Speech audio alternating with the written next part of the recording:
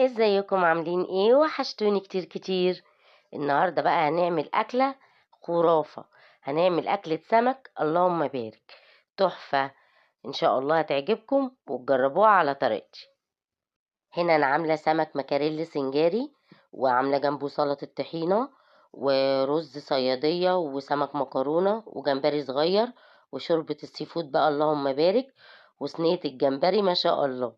بصوا بقى، انا بحب ارتب كل حاجه كده زي ما انتوا شايفين.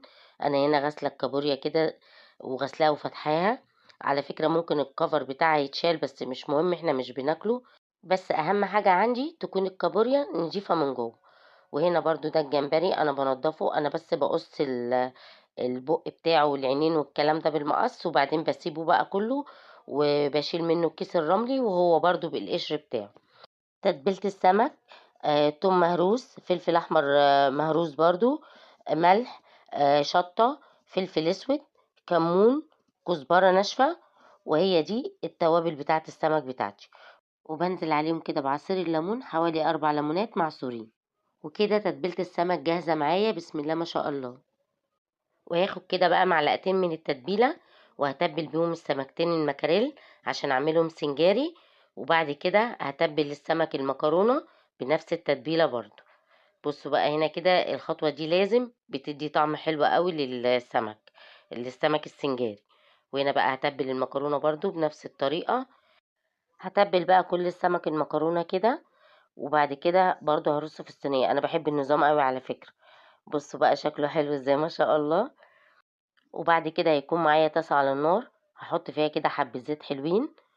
كنت مقطعة بصل حلقات، هاخد جزء منه علشان اعمل التتبيلة بتاعت السمك المكاريل بتاعت السنجاري. هاخد كده جزء على الزيت، اول ما يسخن هنزل بالبصلة بتاعتي، هشوح البصلة كده اخليها تدبل. وبعد ما تدبل البصلة بتاعتي على طول هنزل بمعلقة من الثوم المهروس.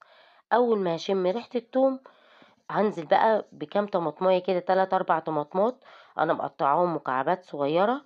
وهنزل عليها بالتوابل: ملح، فلفل اسود، كمون، كزبره ناشفه. محدش يقول لي احنا ما بنحطش فلفل اسود على السمك، لا احنا بنحط فلفل اسود على السمك. وهنقلب بقى كده ونسيبها تتسبك مع نفسها. اول ما تتسبك كده معايا شويه، هيكون معايا كده فلفل رومي على حراق، يعني حوالي كده قرن فلفل رومي وقرن فلفل حراق. وهقلب بقى كده واسيبها برضو تتسبك شوية. وهنزل عليهم بقى كده بجزراية مبشورة، وهقلب شوية برضو فيها.